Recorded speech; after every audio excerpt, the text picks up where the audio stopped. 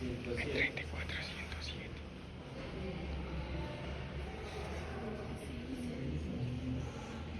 26. Entonces nos toca 26, 120. 19. Sería 132. ¿Listo? Entonces supongamos que esto se nos estabilizó a los 19, suponiendo que se nos estabiliza a los 19, que eso obviamente no se va a estabilizar a los 19, sino que eso se va a estabilizar es a los, pues por ahí 7, 8 más o menos. ¿Listo? Pero simplemente es como para poder, realizar el ejemplo acá demostrativo.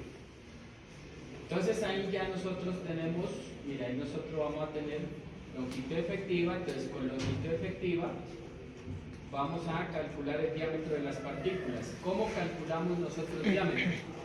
Mire, el diámetro va a ser igual a K, que es una constante que se refiere de acuerdo a la gravedad específica y de acuerdo a la temperatura, por la raíz cuadrada de la longitud sobre el tiempo.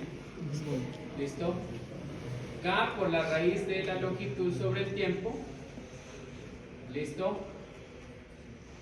O sea, de tal manera de que tenemos que buscar K para ir finalizando con las constantes. Entonces, acá está K. K está, ¿cierto? Acá nosotros tenemos 2K. Un K, ¿cierto? Que es para unidades de gramos por centímetro cúbico, y otro K que es para, este tiene una diferencia. La diferencia radica en que la longitud efectiva en un caso es en milímetros y en otro caso es en centímetros. Entonces, la que nosotros vamos a utilizar es la tabla 3A, que es en milímetros, ¿cierto? Esa tabla la utilizamos con gravedad específica, que ahí pues nos toca ver nuestro valor, y la temperatura que tengamos en el instante del ensayo. Como tenemos 22 grados y tenemos gravedad específica entre 2,65 y 2,67, entonces va a estar bien entre 0.0042 y 0.0042. O sea que digamos que ese es el valor, ¿no? Este es el valor de cambio para nuestro momento de ensayo.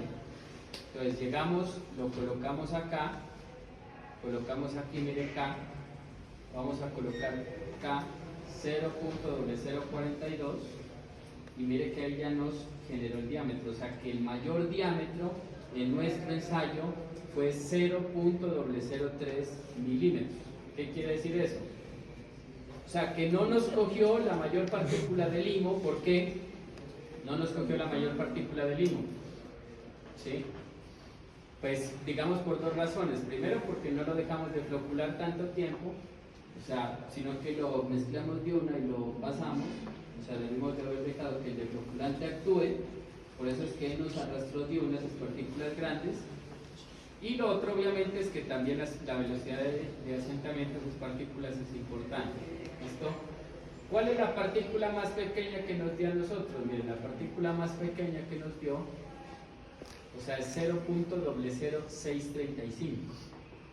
¿Sí? 0.00635. O sea, ni siquiera estamos llegando a una arcilla, ni siquiera. ¿Sí? O sea, si esto lo dejáramos de flocular más, por ejemplo, suponiendo que esto en lugar de 19 llegó 19,15, ¿cierto? Y tomamos los datos de los otros compañeros, que fue 15,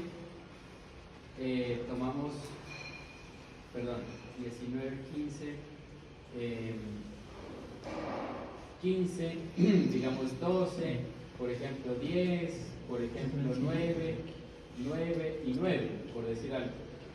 ¿Sí? Entonces mire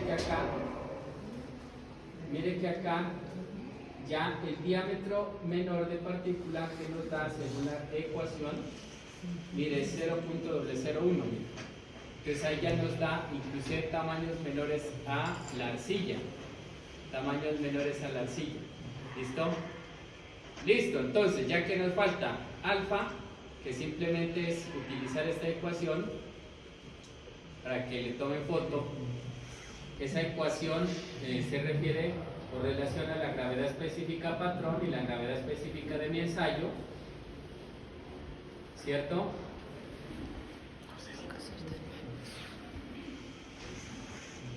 Y listo, miren, y entonces ahí nos queda el porcentaje pasante. Miren, el porcentaje pasante va a ser igual a ¿qué? A la lectura corregida, ¿cierto? Por menisco, según esta fórmula, por el valor alfa sobre el peso del material que utilizamos por 100. Entonces, si ustedes se dan cuenta, miren, ya con esto podemos determinar cuál es el porcentaje de limos. ¿Cuál es el porcentaje de limos?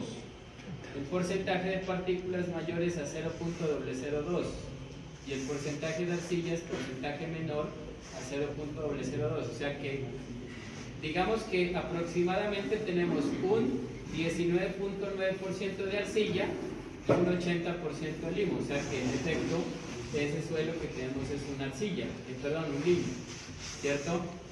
¿Listo? Y nos falta otro porcentaje que es el porcentaje o contenido coloidal, que es partículas menores a 0.001 milímetros. Entonces, como ese valor no lo tenemos, ¿cierto? No lo tenemos, digamos, podremos asumir que aproximadamente es este, aproximadamente. O sea, ¿cómo obtendríamos ese valor? Dejando sedimentar, por ejemplo, digamos lo que más se pueda, ¿cierto?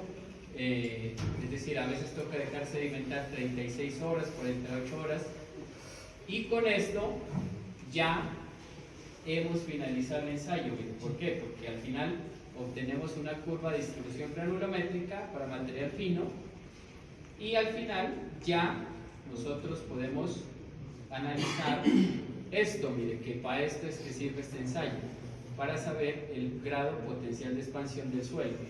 Eso depende del contenido coloidal. Si el contenido coloidal es menor que el 15%, el grado de expansión del suelo es bajo.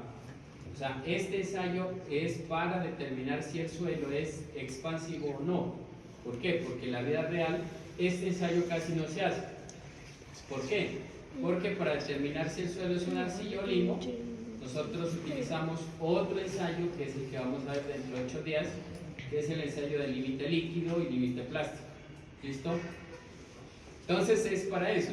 O sea, se puede decir que este ensayo de hidrometría es un ensayo especializado. Por eso es que los estudiantes de la especialización en geotecnia les tocó volver a ver este ensayo, ¿cierto? O sea, nos tocó a nosotros volvérselo a generar este ensayo para que ellos entendieran este cuadrito, que es que si yo sospecho que mi suelo es expansivo, o sea que mi suelo es un suelo que se puede formar bastante, te toca hacer un hidrómetro o una hidrometría. ¿Listo? Entonces, yo les voy a compartir a ustedes, esta hoja de cálculo, ¿cierto? Que fue la hoja de cálculo que acabamos de hacer.